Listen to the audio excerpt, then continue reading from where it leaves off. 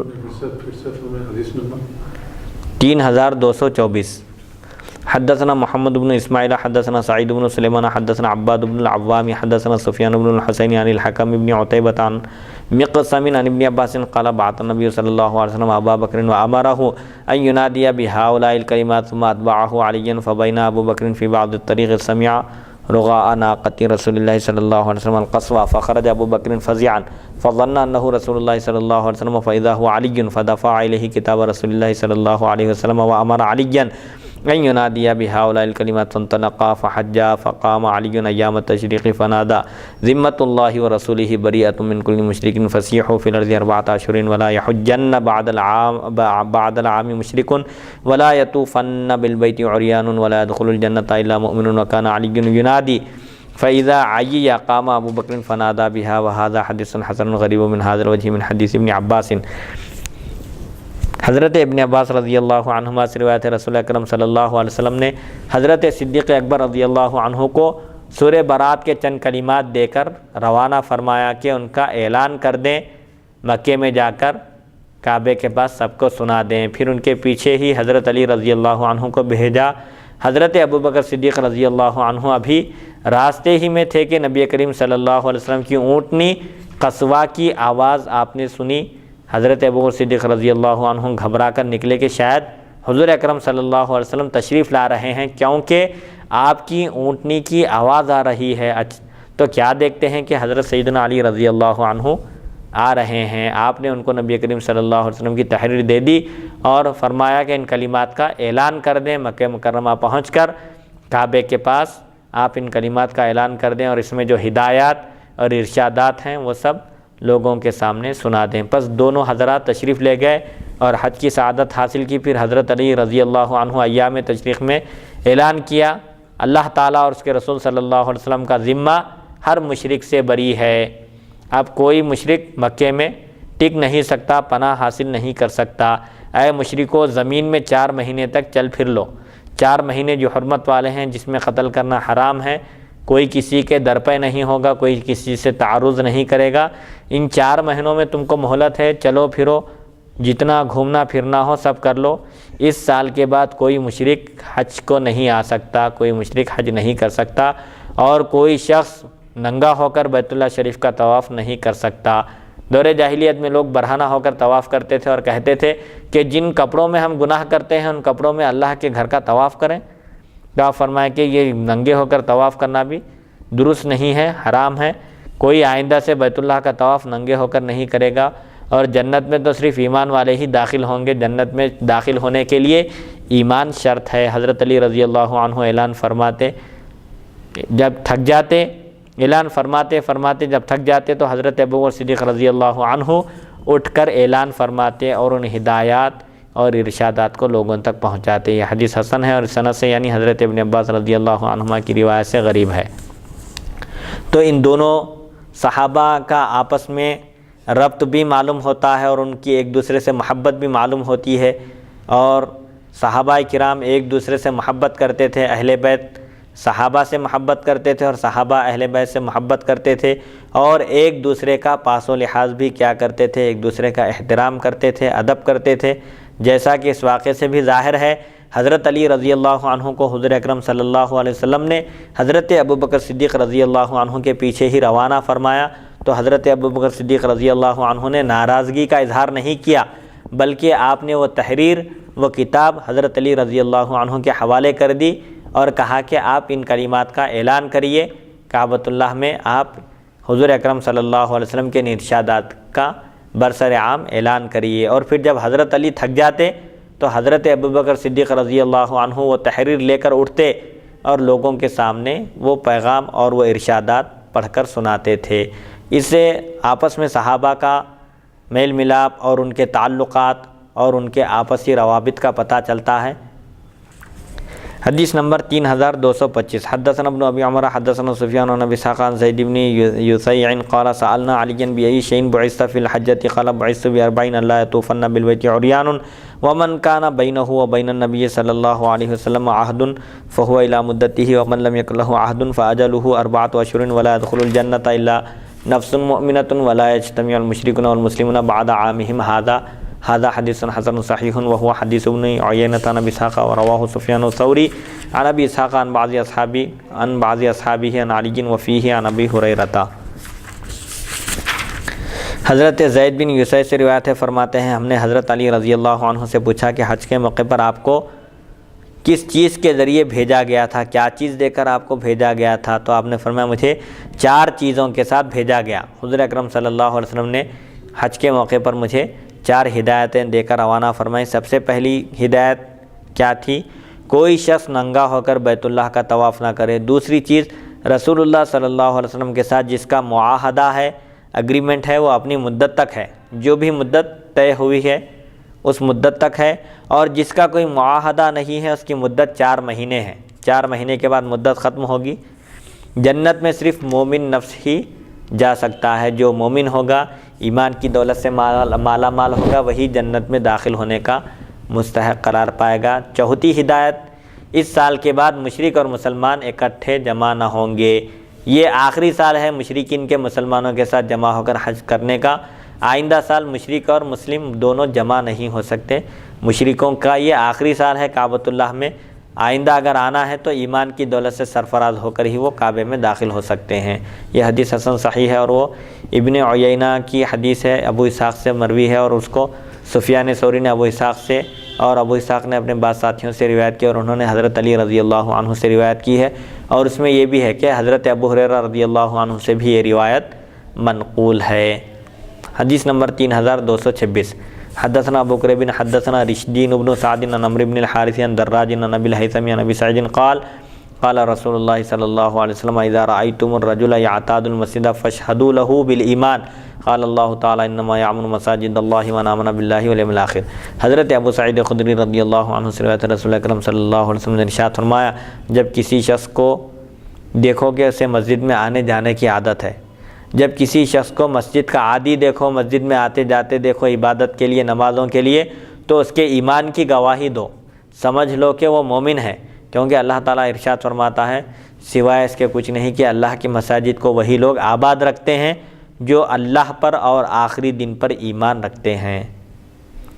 तो जो मस्जिद को पाबंदी से जाते हैं, नमाज़ों का अहतमाम करते हैं और नमाज़ों के तकाज़ों को पूरा करते हैं, ऐसे लोगों के मोमिन होने की गवाही देने का हुक्म है। क्योंकि मसाजिद में दाखिल होने वाले, मसाजिद को हकीकी माना में आबाद करने वाले मोमिन ही हैं। अब मस्जिद को आबाद करने से मुराद क्या है?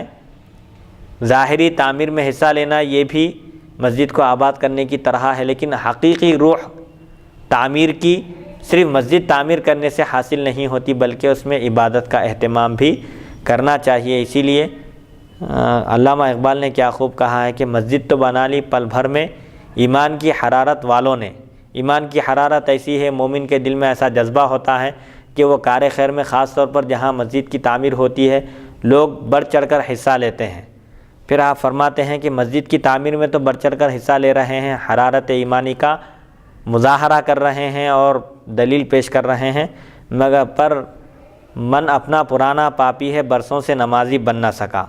हाल यही है, बस ये समझते हैं कि मस्जिद के मटेरियल में हिस्सा ले लिए, हम बहुत बड़ा काम किए, अल्लाह की मस्जिद तामीर कर दिया, अल्लाह का घर तामीर हो गया है, अब हमारा काम ख़त्म हो चुका, हमारी ज़िम्मेदारी ख़त्म हो चुकी, अब जो नमाज़ पढ़ने वाले हैं वह आए और नमाज़ पढ़ें। ऐसा नहीं है, बल्कि हकीकी तामीर मस्जिद की इबादत से है।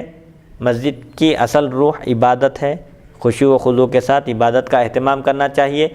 कहने का मकसद ये नहीं है कि जो लोग मस्जिद की तामीर में हिस्सा लेते हैं वो अजर व सवाब से महरूम रहेंगे, हरगिज़ ऐसा नहीं है, बल्कि जो मस्जिद की ज़ाहिरी तामीर में हिस्सा लेते हैं उनके लिए भी अल्लाह ताला ने, हुज़ूर अकरम सल्लल्लाहु अलैहि वसल्लम ने हदीस शरीफ में खुशखबरी सुनाई है कि जो अल्लाह के लिए घर तामीर करता है, मस्जिद तामीर करता है, तो अल्लाह ताला उसके लिए जन्नत में एक घर बनाता है। जो मस्जिद की तामीर में हिस्सा लेता है, अल्लाह ताला की जानिब से उसके लिए वादा है कि जन्नत में अल्लाह उसके लिए घर बनाएगा, जबकि वो सिद्क़े दिल के साथ, इखलास के साथ सिर्फ़ अल्लाह की खुशनुदी हासिल करने के लिए मस्जिद की तामीर में, मस्जिद हो या मदरसा हो या दीनी कामों का मरकज़ हो, उसको आगे बढ़ाने में, उसकी नशर व इशाअत में, इल्म दीन की नशर व इशाअत में भी जिस तरीक़े से भी वो मदद करता है, ताउन करता है, यकीनन वो अल्लाह के पास अजर व सवाब का मुस्तहक़ करार पाएगा।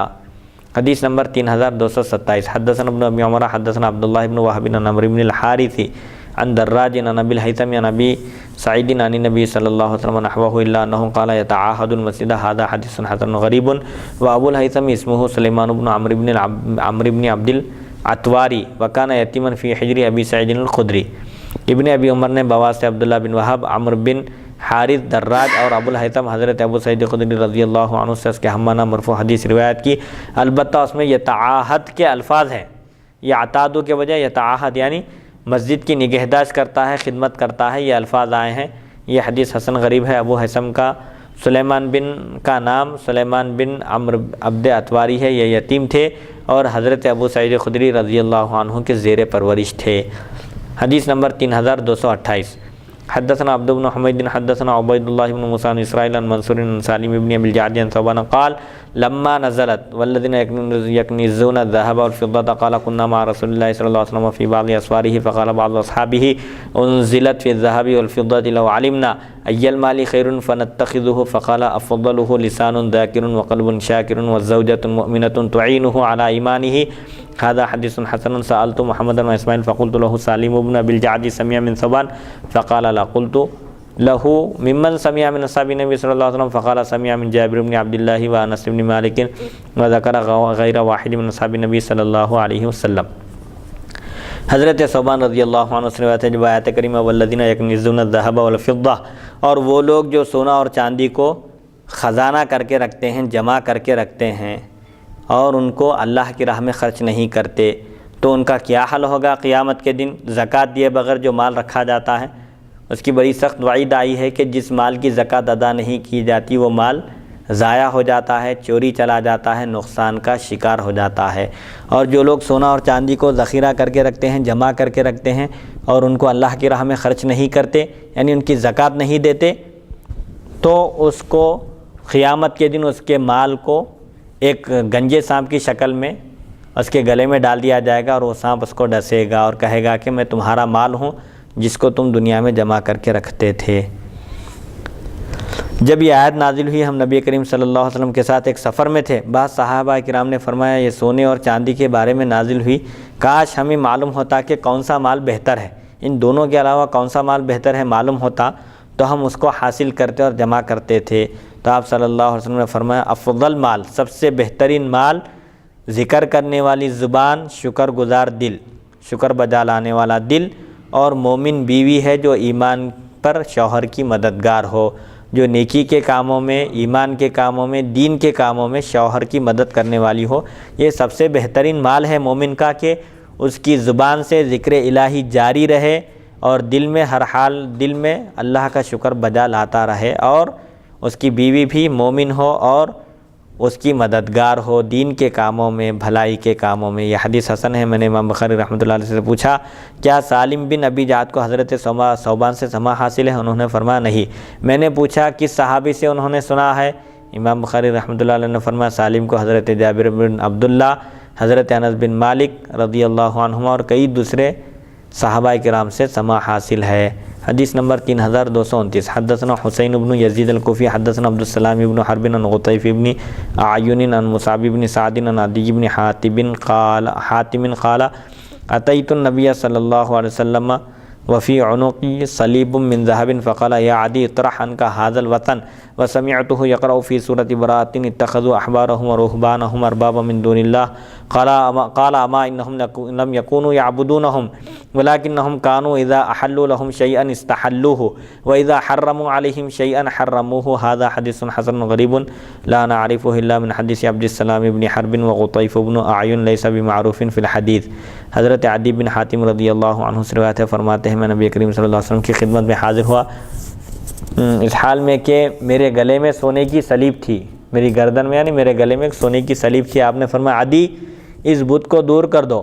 میں نے سنا کہ آپ سورہ برات سے پڑھ رہے تھے کہ اتخذوا احبارہم، انہوں نے یہود و نصارہ نے اپنے احبار کو، اپنے علماء کو اور رہبان کو انہوں نے کیا کیا؟ اللہ کو چھوڑ کر اپنا ارباب بنا لیا، مالک بنا لیا۔ آپ نے فرمایا وہ ان کی پوجا نہیں کرتے تھے، یہود و نصارہ اپنے علماء کی عبادت نہیں کرتے تھے، ان کی پرستش نہیں کرتے تھے، بلکہ جب وہ ان کے لیے کسی چیز کو حلال قرار دیتے تو یہ حلال سمجھتے تھے، اور جب کسی چیز کو حرام قرار دیتے تو یہ حرام سمجھتے تھے۔